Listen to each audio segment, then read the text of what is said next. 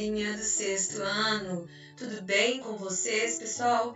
Então, eu quero aqui deixar uma mensagem para vocês inicialmente, antes de começarmos a nossa aula dessa semana, que é uma mensagem para você que está desanimado, para você que às vezes está triste, que às vezes está achando o que está acontecendo. Eu quero falar com você o seguinte, gente. Tá acontecendo uma coisa que nunca aconteceu com a gente antes, como eu havia explicado na nossa última aula, o que seria, o que era uma pandemia e tudo mais. Mas quero que vocês aprendam, vocês que são muito novos, e a gente vai aprendendo isso no decorrer da nossa vida, com a experiência que a gente vive, que de tudo a gente consegue tirar coisas boas. Então, comece tirando o lado bom de tudo que está acontecendo e não se prenda a notícias ruins, não fique pensando o que pode acontecer, não fique pensando em coisas que não estão nas suas mãos. E o que está nas suas mãos neste momento? Neste momento está nas suas mãos o que você pode decidir. Você pode decidir neste momento pensar em coisas boas, pensar quais são as lições boas que você está aprendendo durante esse momento de quarentena, durante esse momento que você está aí na sua casa, que você está tendo aula online, você está tendo um aprendizado diferente, de forma diferenciada, e o que tem aprendido, o que você tem aprendido com tudo isso, o que você tem aprendido com os dias que estamos vivendo. É muito bom você treinar essa gratidão, treinar, ver o lado bom das coisas para você. A gente está passando por um momento delicado, por um momento difícil, por um momento que muitas pessoas a maioria delas estão muito preocupadas. Inclusive, às vezes a família anda muito preocupada e com razão. Mas existem coisas que cabem a nós e coisas que não cabem a nós, que não está nas nossas mãos. O que está nas nossas mãos nesse momento? Ficar em casa, se proteger a nossa família. E está nas nossas mãos decidir o que nós vamos levar de bom no futuro, porque isso vai passar. E as coisas boas vão ficar. Isso tudo vai passar, em breve nós voltaremos e voltaremos ainda mais fortes, voltaremos diferentes, voltaremos com um aprendizado diferente, voltaremos com uma maturidade diferenciada, tendo vivenciado algo inédito para nosso céu, do nosso céu. Então, pessoal, é isso. Eu quero que deixe esse recado para vocês antes de a gente iniciar a nossa aula de hoje.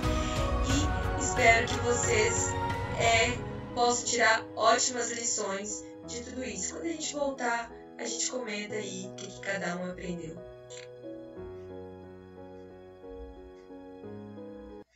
Fala, galera! Então, nós vamos começar a aula de hoje falando sobre um conteúdo muito interessante. Pessoal, primeiro nós vamos relembrar o que nós vimos na aula anterior. Nós vimos o sistema locomotor, nós vimos as partes dos ossos superiores, nós vimos inferiores. E agora, o que nós vamos ver? Agora, nós veremos a continuação dessa aula de movimentação. Nós veremos a continuação, tá? Então, você pode pegar o livro, o seu caderno, para a gente continuar a aula de semana passada. E aí, como eu falei com vocês, você vai anotar e fazer a aula junto comigo. Então, o que você vai fazer? Vai pegar o seu caderno, pegar o seu livro e a gente vai estudar juntos. A gente vai fazer, nós vamos falar de músculos e vamos falar de algumas doenças aí do sistema locomotor, beleza? Que é o que nós estamos tratando. E aí, deixa eu compartilhar minha tela com vocês para a gente começar, então, a falar de músculos.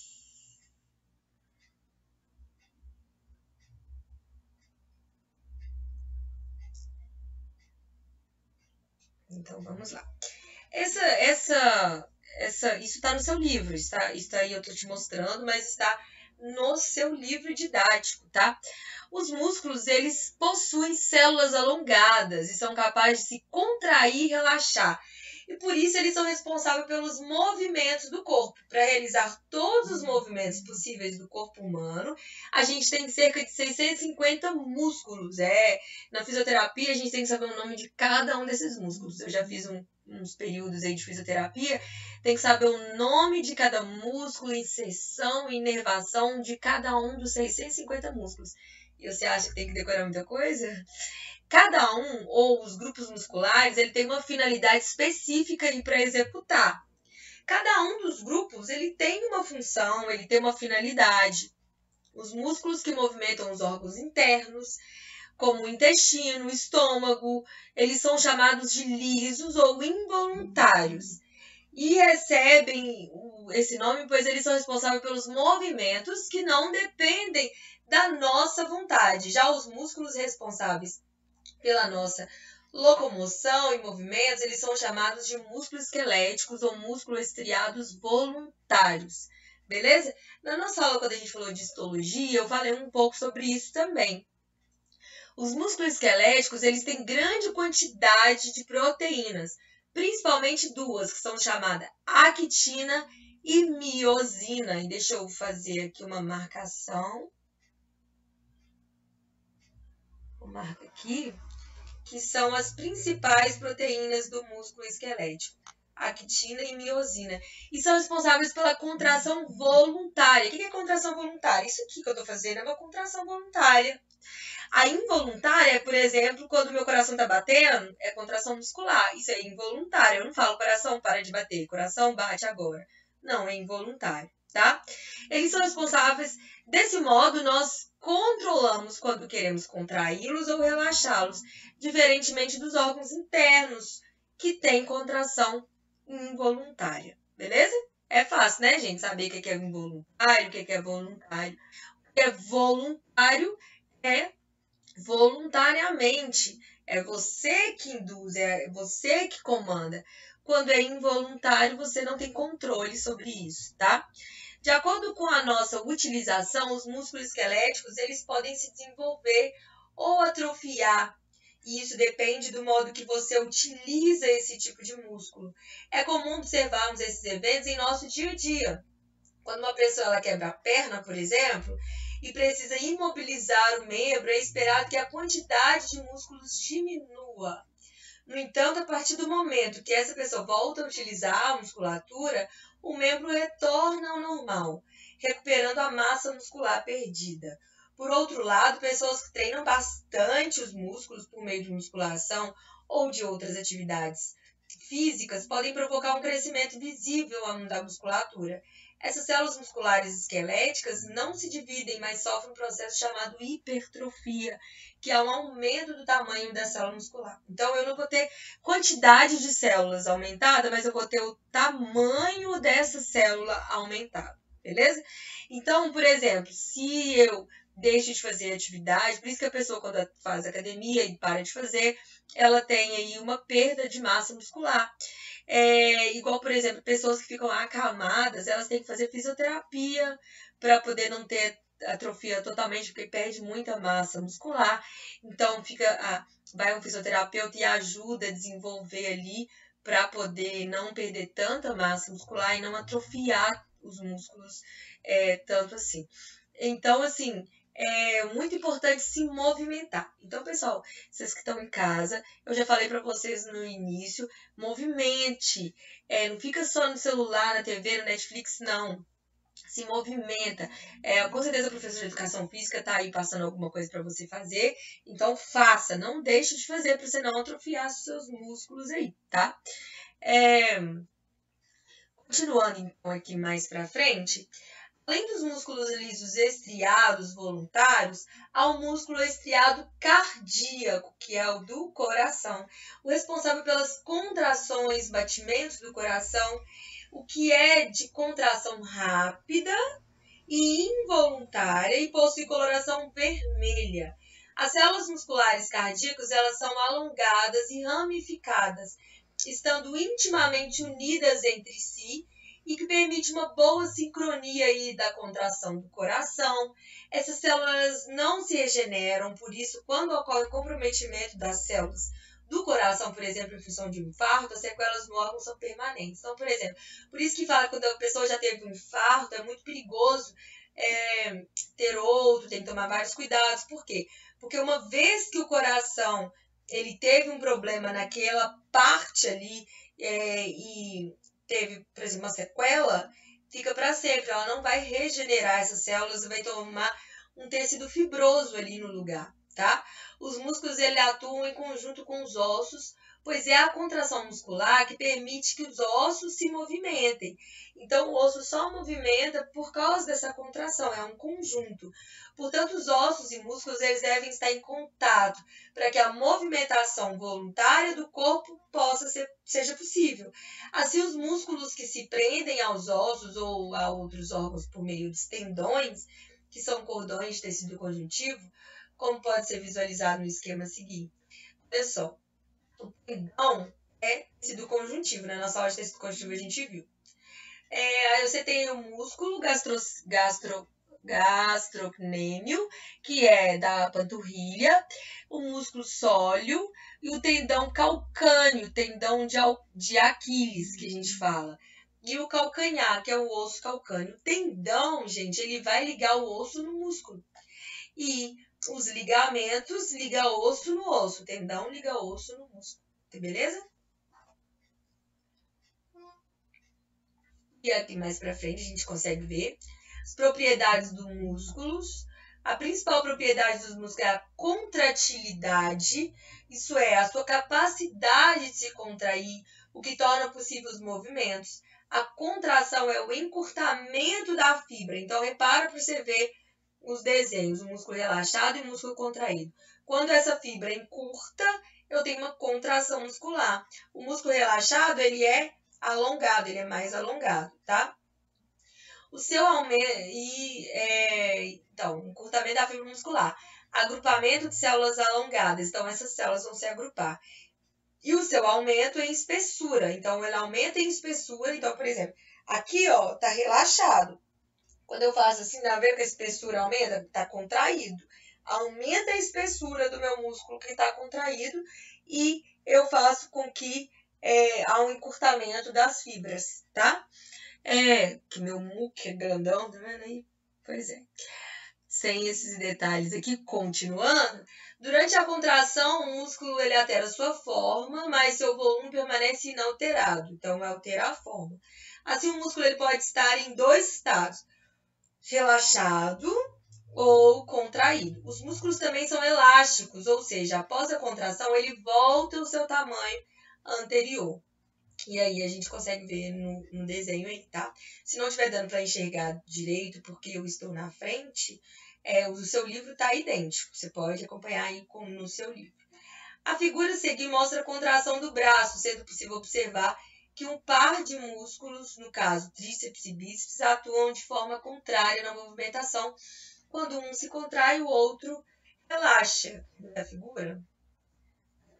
Aqui é a contração do braço, é o que eu fiz aqui. Então, tríceps, bíceps, enquanto o bíceps está contraído, o tríceps está relaxado. Quando o bíceps está relaxado, o tríceps está contraído, tá? É a atuação em conjunto aí dessa musculatura do braço, tá? Como os tendões, eles ligam os músculos aos ossos, são essas estruturas que transmitem aos ossos o movimento dos músculos esqueléticos. Então, o que a gente tem que pensar? O seguinte, tendões, eles são tecido conjuntivo, e ele que vai ligar o músculo no osso. Então, ele vai transmitir o movimento do músculo esquelético. Então, os músculos, eles também são inervados, ou seja, possuem nervos. Os nervos, eles são um conjunto de neurônios, principais células do sistema nervoso. Nós vimos neurônios nos tecidos. É por isso que é importante aquele estudo que a gente teve antes de começar a ver esses temas. A gente viu cada tipo de tecido, porque aí quando eu cito aqui para você, você já tem você consegue assimilar melhor, beleza? E aí, o que estimula e transmite para o músculo é a informação, porque você está falando braço, levante. por exemplo, seu cérebro está mandando o braço levantar, mas como que essa transmissão de informação vai acontecer? Através dos nervos, que tem neurônios, que é o neurônio que vai transmitir essa informação, tá? Além disso, os músculos eles são vascularizados, ou seja, eles apresentam grande quantidade de vasos sanguíneos que levam até as fibras musculares o oxigênio e a glicose, que são necessários para a contração muscular. Então, todo local que tem muita vascularidade significa que tem muito gasto energético, precisa de oxigênio. Então, para que ocorra a contração muscular, eu preciso de oxigênio e glicose para fazer o quê? Para fazer ATP, para fazer energia para o meu músculo, tá? Então, como que é o controle da musculatura? Passando mais para frente, nós vamos ver como que é o controle dessa musculatura, tá? Os movimentos dos músculos, eles são controlados e coordenados por comando do sistema nervoso. Então, vamos lá. Quem comanda é o sistema nervoso que vai comandar essa musculatura, tá? O qual tem uma de suas funções regular e controlar outras partes do corpo. Assim, é essencial a integração entre o sistema nervoso, a musculatura e os ossos para a execução dos movimentos. Então, a gente falou que está em conjunto o sistema esquelético de ossos e muscular. Então, a gente tem sistema de movimentação, para que ocorra a movimentação, eu tenho o esqueleto, os ossos, mais músculos. Então, isso está atuando em conjunto. Só que isso precisa estar em conjunto com quem? Com o sistema nervoso. Sem o sistema nervoso em conjunto com isso, não é possível que ocorra esses movimentos, que ocorra a execução dos movimentos. Lembra lá da aula da semana passada, quando eu falei de coluna vertebral, e eu falei que esses ossos, eles protegem o encéfalo e também protegem, por exemplo, aqui protege o crânio, e aqui você tem uma proteção dos nervos aqui que passam dentro da coluna vertebral. Então, exatamente, se você perde se a pessoa perde essa capacidade de vir essa informação para cá, por algum acidente que você com certeza já presenciou aí de alguém na TV, uma atleta mesmo que era ginasta, que teve um acidente lá na neve, que perdeu todos os movimentos do pescoço para baixo, por causa de uma vértebra aqui. Por quê? Porque o sistema nervoso não conseguia comandar, ela tinha lá músculo e osso para poder movimentar, mas ele não conseguia esse movimento. Por que ela não consegue esse movimento? Exatamente por causa que um dos sistemas não consegue ter o controle. Você não consegue mais comandar, que é o sistema nervoso que comanda esses movimentos, tá? Para que ocorra a contração, é necessário que o nervo ele envie estímulo correto para o músculo contrair. Então, para eu poder contrair, tem que ter nervo enviando o estímulo correto. É a chamada placa motora, a região em que uma terminação nervosa chega até a célula muscular. E essa região tem dimensões microscópicas, eu só consigo enxergar isso no microscópio. Assim, o impulso nervoso ele é transmitido por todo o nervo até chegar às terminações nervosas, que por sua vez passam esse impulso para a célula muscular. Olha para você ver, gente, nosso corpo é extraordinário. Como que é perfeito, né? O impulso nervoso ele desencadeia um mecanismo de contração muscular, permitindo que se realize o movimento. Como a musculatura está diretamente ligada aos ossos, eles também se movimentam. Então, tudo em conjunto é que vai trabalhar um movimento que para a gente é simples, mas que o nosso corpo trabalha de uma forma bem ordenada, bem direcionada e que é fantástico. A fisiologia humana é lindo, o funcionamento do organismo é lindo. Você consegue perceber a perfeição aí nessas coisas, né? Dessa forma, cada movimento, seja ele lento ou rápido, mais forte ou mais fraco, ele é regulado pelo sistema nervoso. Então, por exemplo, você está correndo, é o sistema nervoso que vai regular. você tá devagar, é o sistema nervoso também que regula isso.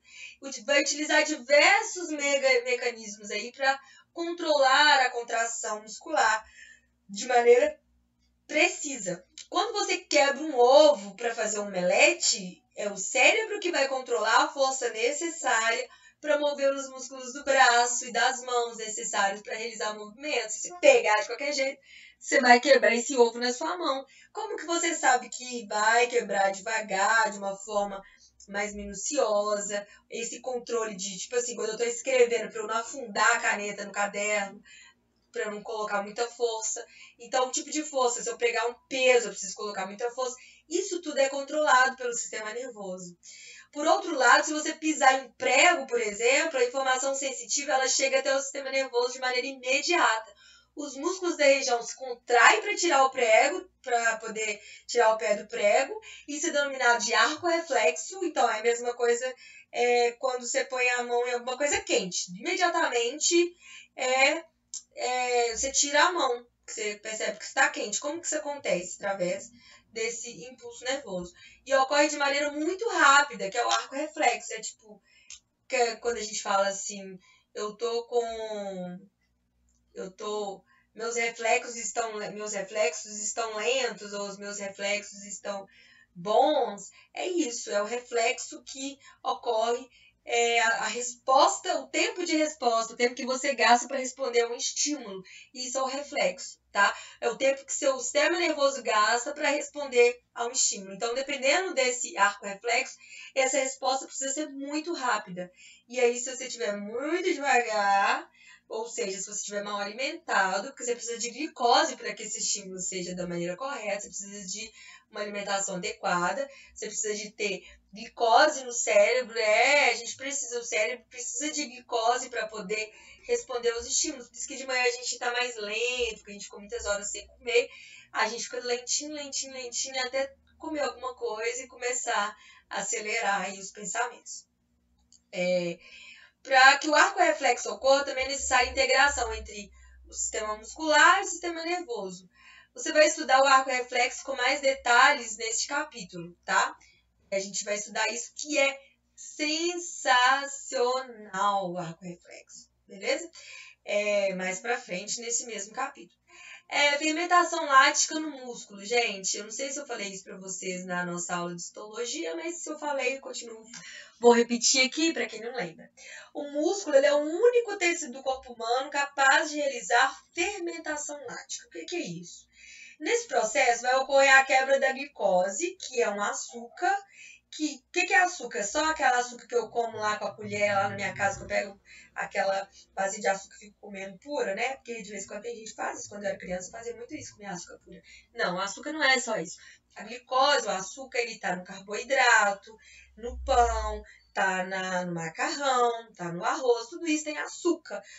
Não é só o doce que é o açúcar, tá?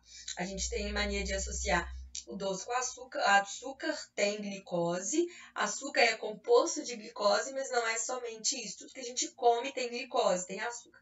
Se você pegar um rótulo de um alimento, você vai ver lá a quantidade de calorias. Aquilo ali é a quantidade que você vai ter ali de energia contida naquele alimento. Aí você vai ver lá carboidrato.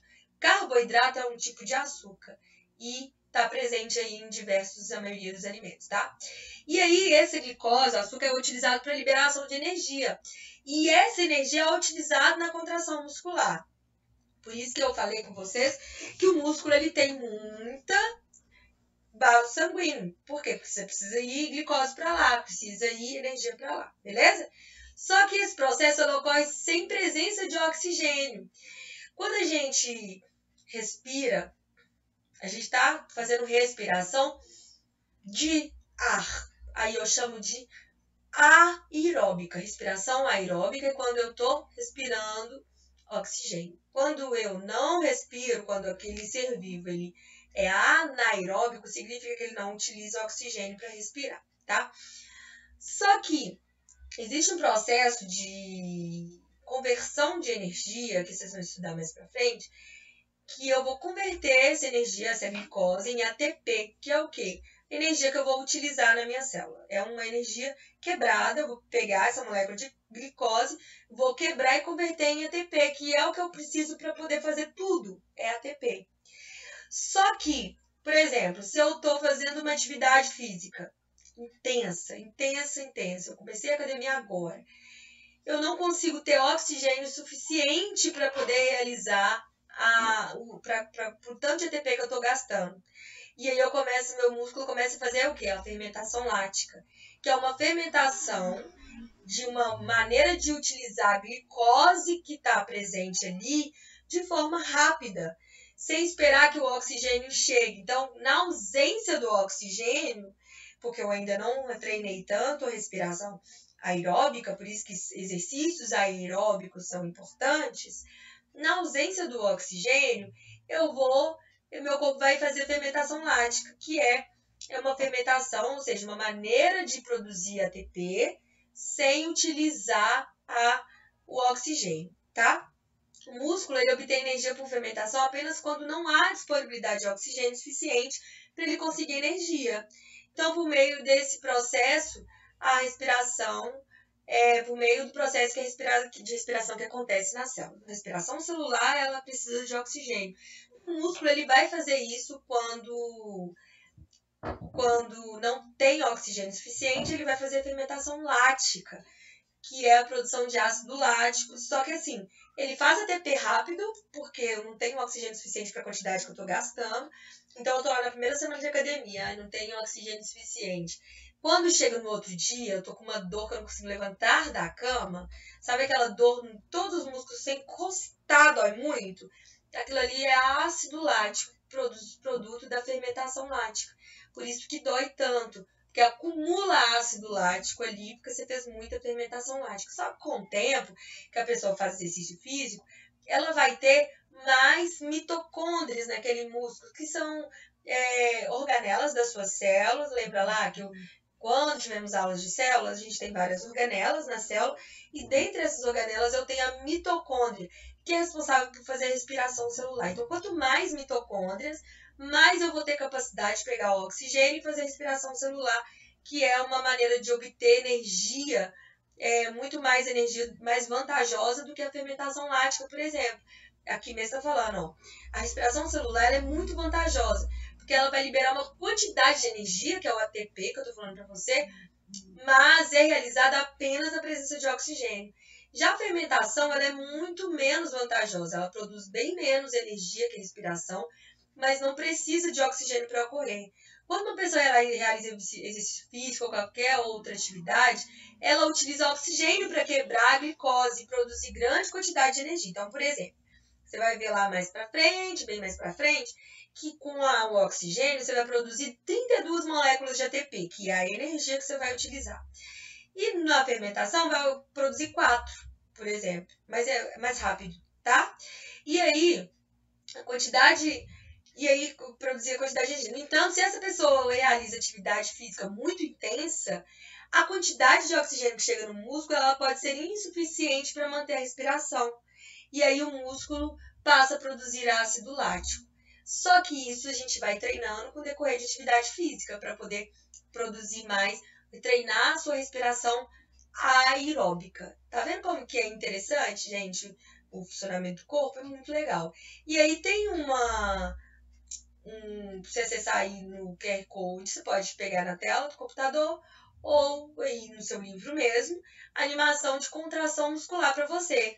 E aí a intensidade de uma contração muscular ela depende da quantidade de fibras estimuladas. E você vai tentar compreender, por meio dessa animação aí, muito importante você veja, a estrutura básica do músculo e como ocorrem as contrações musculares. E você vai tentar compreender também como os músculos antagonistas do braço movimentam em harmonia, que é o tríceps e o bíceps, por exemplo, que a gente mostrou. Enquanto um contrai, o outro relaxa. Quando o outro contrai, o outro relaxa. E por aí vai. A gente vai falar sobre as doenças relacionadas aos ossos e os músculos, ok? Então vamos lá. Bom, raquitismo é a primeira doença que nós vamos falar. O que é o raquitismo? O cálcio ele é um dos principais componentes dos ossos. Nós vimos aí qual a importância do cálcio nos ossos. O depósito de cálcio nos ossos ele é feito por células que vão estar sempre depositando cálcio nos ossos, então isso é super importante.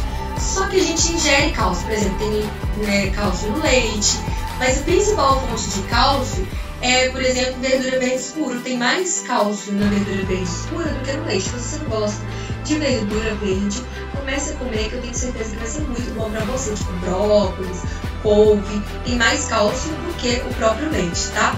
Então, para que a gente ingere o cálcio? A nossa alimentação, a gente ingere para fixar, para poder ter o cálcio, só que você precisa de vitamina D, é necessária a vitamina D para fixar esse cálcio nos ossos e é produzida pelo corpo humano. Só que para essa vitamina D, para ela fixar nos ossos, é necessária a luz solar. Então, nós produzimos a vitamina D, nós consumimos o cálcio através da alimentação, e aí nós precisamos da fixação dessa vitamina através da luz do sol. E aí o que acontece? Por isso que quando a criança é bebê, os médicos recomendam banho de sol para principalmente crianças, idosos, presidiários que não têm muito contato com a luz do sol.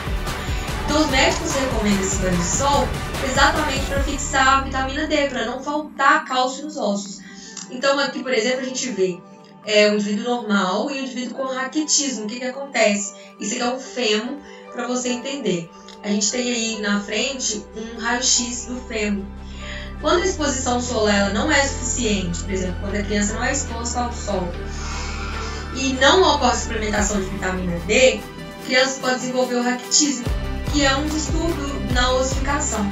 O que acontece? Hoje em dia, os médicos têm receitado a vitamina D às crianças recém-nascidas como suplementação, porque sabem que elas não vão tomar sol o suficiente, porque é mais difícil a pessoa sair, levar a criança pra rua, pra tomar sol. Então acaba tomando essa suplementação de vitamina D. Tanto que a maioria da população hoje tem uma falta de vitamina D e acaba tendo que suplementar com vitamina D para fixar esse cálcio no osso, para não dar problema, tá? Nesses casos é comum que as crianças elas vão sentir dores nos ossos e como esses se tornam menos rígidos, eles podem se curvar. É por isso que acontece essa curvatura que a gente está vendo aí na foto. Aí faz as pernas ficarem arqueadas. E aí o sintoma típico do raquitismo é exatamente essa perna arqueada, o que pode ser visto na radiografia. Então, por exemplo, quando a criança tem esse problema, ela tem a característica dessa perna mais arqueada, exatamente porque esse osso ele vai ficar menos rígido por causa da falta de cálcio. E aí ele é tratado com o quê? Aí é claro que a criança vai trata com suplementos de cálcio, vitamina D. Só que algumas crianças elas podem ter deformidades ósseas permanentes como resultado da doença. Então, às vezes essas deformidades vão ser para sempre. Então, por isso que tem que tratar antes. Na verdade, tem que evitar que se a criança tem que fazer um tratamento o mais rápido possível por causa de vitamina D para não ficar com essas deformidades, tá? Lembrando que nós vimos aí como funciona o sistema locomotor, vocês viram o vídeo de como funciona todo o nosso sistema, articulações, ossos, e agora a gente está vendo alguns das principais doenças relacionadas a esse sistema locomotor. Aí eu vou deixar para vocês, para refletir.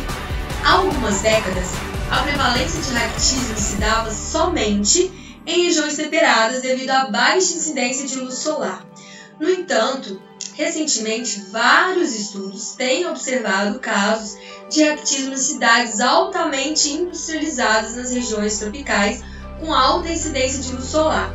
O que estaria acontecendo nessas regiões para que haja casos de raquitismo mesmo com alta incidência solar? Eu vou deixar isso aí para vocês refletirem e colocar a mensagem para mim, beleza?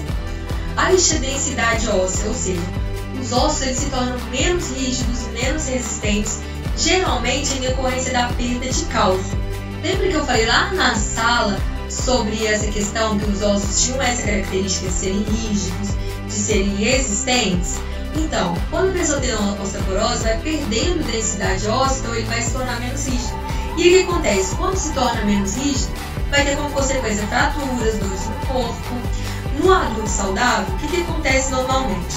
o osso ele é constantemente desconstruído e reconstruído nas mesmas taxas. Então, existe células que vão retirar cálcio dos ossos, que são células velhas, e aí eu tenho células novas. Então, ele sempre é construído e desconstruído. Só que isso é muito saudável. Quando a pessoa está saudável, isso acontece naturalmente, isso é muito bom. Só que quando a pessoa está com osteoporose, o osso desconstruído, ele é mais rápido do que a capacidade do organismo de reconstruir. Então acontece a retirada de cálcio desse osso, ele é desconstruído, mas ele não é reconstruído com a mesma taxa. E aí ele vai perder massa. Aí inclui o mineral, o cálcio, a proteína colágeno, os quais, como sabemos, têm importante papel na manutenção da rigidez e da resistência do osso. O colágeno dá essa resistência, o cálcio dá essa rigidez. E se vai perder colágeno, vai perder cálcio, então vai perder toda essa resistência, vai perder densidade óssea. E aí acaba gerando aí esse processo de osteoporose que causa aí prejuízos. Principalmente, o que acontece? As mulheres em fase de menopausa, elas são as que mais sofrem com essa doença, porque nesse período vai ocorrer a diminuição de alguns hormônios que ajudam na fixação do osso. O que acontece? Eu tenho hormônios, quando a gente estiver vendo sistema endócrino, vocês vão ver. Você tem hormônios específicos que retiram cálcio dos ossos e tem hormônios que ajudam a fixar esses cálcios. Além da vitamina D, eu tenho hormônios que vão ajudar a fixar o cálcio. E homens também podem ter osteoporose. Nesses casos, também existe forte relação com a idade avançada. Além disso, a prevenção dessa doença, ela se relaciona aos hábitos alimentares de atividade física, porque vão auxiliar no fortalecimento dos ossos. Então, é a alimentação junto com a atividade física. Quando a pessoa vai ficando mais velha, ela precisa ter essa reposição de cálcio, vitamina D, para evitar esse tipo de doença aí. Aqui a gente tem um exemplo de um osso normal e o osso com osteoporose. O nome mesmo já diz, o osso fica cheio de poros. O osso já tem os poros normais, mas ele vai ficar com os poros muito maiores. E aí é o que vai perder essa massa óssea, que vai fazer com que ele quebre com facilidade. Por isso que a pessoa, quando ela fica idosa, é muito perigoso ela quebrar um osso. Às vezes o idoso pode quebrar um fêmur. Isso é muito perigoso. Às vezes a casa tem que ter um corrimão, tem que ter uma coisa para segurar, para não ter esse problema de queda e quebrar o osso, porque o osso ele fica mais frágil com a idade avançando. Nessa figura, mostra a deformação ocorrida entre 55 e 75 anos de idade, na coluna de uma pessoa com osteoporose. Aí se observa na figura que a diminuição da densidade dos ossos com que eles não suportem, façam que eles não suportem o peso, o próprio peso. E aí eles começam a se curvar. Nesse processo, as costelas empurram para a frente, e é interessante notar também a diminuição da altura do indivíduo com o passar dos anos. É relativamente comum a gente observar essa mudança na postura, também na altura, em pessoas mais velhas. E aí, se a gente observa isso por causa do problema nos ossos. Olha que você vê nesse aumento, é uma figura onde a pessoa está com essa perda de massa e densidade óssea, e olha no outro, a diferença dessa deformação, a diferença desse tamanho, dessa espessura, como que o osso diminui o osso da coluna, e aí causa esses problemas aí, tá? Outra doença que já são doenças, e aí já é relacionada ao músculo, são as distrofias musculares. Existem vários tipos de distrofias musculares, elas são menos comuns. O que significa isso, distrofia muscular? É um grupo de doenças hereditárias. Então, geralmente, o que acontece? Elas são hereditárias, não é ao longo da vida, afetam o tecido muscular, causando consequente enfraquecimento. Assim, os portadores de distúrbios, eles apresentam dificuldades progressivas para se locomover e, ao longo prazo, podem ser afetados a musculatura respiratória, o diafragma e o coração. Porque vocês lembram lá da nossa aula de tecidos, quando a gente também viu músculos, que a gente estuda esse coração não é tecido muscular, o diafragma também é tecido muscular. Se você tem um problema no músculo, em todos os músculos do corpo, pode afetar o coração e o diafragma, que vai ocasionar um problema mais grave. Todas as doenças desse tipo, elas afetam os músculos, mas a musculatura atingida e a velocidade da degeneração Aí vai depender do tipo da distrofia muscular progressiva. Aqui a gente vê o músculo normal e o músculo atrofiado. Olha a diferença. As distrofias são raras. A mais comum das distrofias e uma das mais severas é a distrofia de Duchenne, em que as mães não afetadas elas podem gerar filhos afetados, tá? A estimativa é que 1 a cada 3.000 meninos sejam afetados. Por que é menino? Não sei se vocês já viram nessa aula, provavelmente já. Quando a mãe ela tem 2X, né? O pai tem X e Y. Se for menina, se o filho for menina, a mãe de qualquer forma ela só passa o X para os filhos. E o pai, se for menina, passa o X, se for menino, passa o Y. Como é uma doença em que as mães transmitem para os filhos, significa que está no X, é uma doença que está no X. Porque só a mãe passa o X para o filho, o pai só passa o Y. Então, é só a mãe que pode, a mãe pode não ser afetada e passar, a mãe não é afetada na realidade, e passa esse X como problema para o filho, tá? Nesse tipo de distúrbio está ausente uma proteína essencial para o músculo, e essa proteína ela chama distrofina. O aparecimento dos sintomas ele é notado pelos próprios pais por volta dos 3 anos da criança, pois ela demora mais para começar a andar, cai com facilidade, tem dificuldade para correr, subir escadas e se levantar do chão. Não há cura para a doença e o tratamento ele se baseia em controlar os sintomas. Para isso, são utilizados medicamentos, sessões de fisioterapia, aparelhos ortopédicos como cintas e cadeiras de rodas e, em casos extremos, aparelhos não invasivos de respiração artificial. A expectativa de vida para os afetados pela distrofia de Duchenne é por volta de 18 a 25 anos e o óbito ele ocorre devido ao comprometimento das musculaturas cardíaca e respiratória. Por isso que a pessoa acaba vindo a óbito. Aqui a gente vê do lado como que acontece, dificuldade para correr, dificuldade para subir escadas. Aí tem aqui, anda na ponta dos pés, anda na ponta dos pés, devido à rigidez do tendão de Aquiles. O tratamento ele é feito com fisioterapia para melhorar a qualidade de vida do paciente, move-se mais lentamente que os outros. É isso, pessoal. Olha só.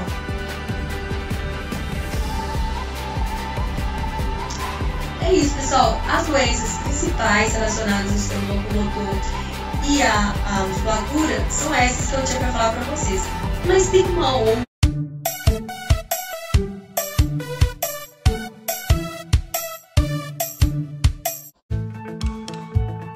E a meta de hoje é determinar ser uma pessoa feliz e realizada emocionalmente. Nunca se esqueça que uma pessoa feliz e realizada emocionalmente tem um caso de amor com a sua própria história, se reinventa diante das dificuldades, não tem medo das suas lágrimas, porque é capaz de transformá-la em sabedoria. Todos os dias, não seja um mendigo no território da emoção. Determine ser uma pessoa sociável, determine ser uma pessoa alegre, comunicativa, determine superar os seus cárceres mentais lá dentro, no silêncio da sua mente, várias vezes por dia.